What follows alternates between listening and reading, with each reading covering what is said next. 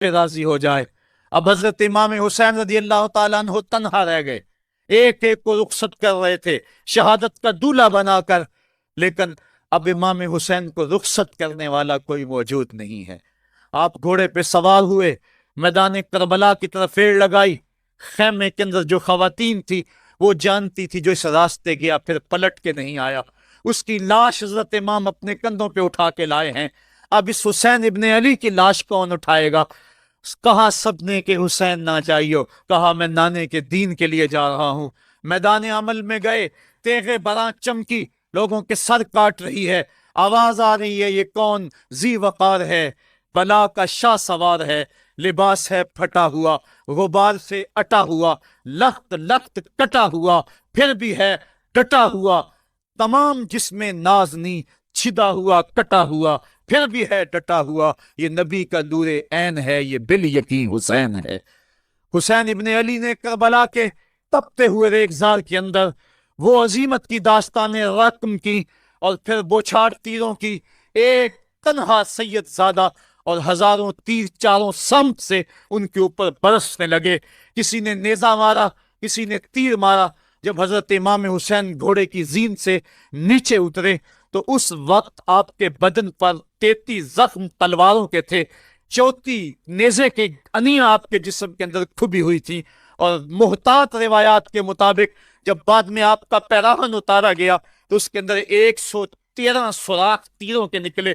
اور وہ تیر جسم میں پیوست تھے، اور جب گھوڑے کی زین سے فرشے زمین پر گرے لگا جس طرح ریحل سے قرآن گر گیا ہو۔ حضرت امام حسین رضی اللہ تعالی عنہ جب گھوڑے کی زین سے فرشے زمین پر گرے تو وہ جو تیر جسم میں کھبے تھے وہ اور پیوست ہو گئے، خون مشکبو ریت کے ذروں پہ بہنے لگا، گویا اسلام کا دل دھرتی کے اوپر ہے، کائنات راشے میں آ گئی، کربلا کی دھرتی کا کلیجہ کانپ رہا ہے۔ حضرت ام سلمہ کو حضور نے کربلا کی مٹی دی، کہا جب یہ خون بن جائے تو سمجھ لینا کہ میرا حسین شہید کر دیا گیا ہے۔ وہ مدینے کے اندر خواب دیکھتی ہیں کہ آقا کریم علیہ السلام داڑھی مبارک کے اندر گرد مبارک پڑی ہوئی ہے اور بال الجھے ہوئے ہیں، گھبرا کے اٹھ کھڑی ہوئی کہ کیا ماجرا ہے، اور جلدی سے اس شیشی کو دیکھا تو وہ شیشی کا جو مٹی رکھی ہوئی تھی وہ خون بن گیا تھا، اور آپ نے کہا اہل مدینہ سن لو،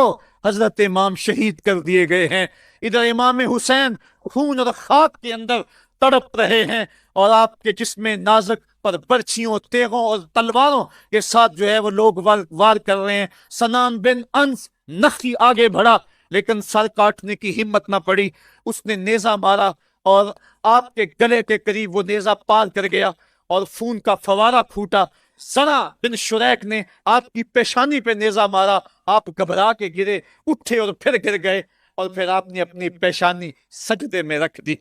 اپنا خون جو تھا وہ چہرے پہ مل لیا۔ حسین نے سرخ رنگ کے خون کا جو خضاب تھا وہ اپنے داڑھی پہ لگا لیا کہ کل میں اپنے نانا کو یہ رنگت بھی دکھاؤں گا۔ حرم کی وہ داستان جو منا سے شروع ہوئی تھی آج اس کی تکمیل ہو رہی ہے، وہ غریب اور سادہ اور رنگین داستان حضرت امام حسین رقم کر رہے ہیں۔ خون سے داڑھی رنگ گئی، اور آپ کے ماتھے کے اوپر ررا بن شریک نے وہ جو نیزہ مارا تھا اس سے آپ سنبھل نہ سکے، اٹھ کے پھر نیچے گرے، پیشانی کو سجدے میں رکھا، اور سجدے میں رکھ کے اللہ کی بارگاہ میں آخری لفظ جو میرے امام کی زبان سے نکلے دلوں کی تختیوں پہ نوٹ کر لو اور دیکھو۔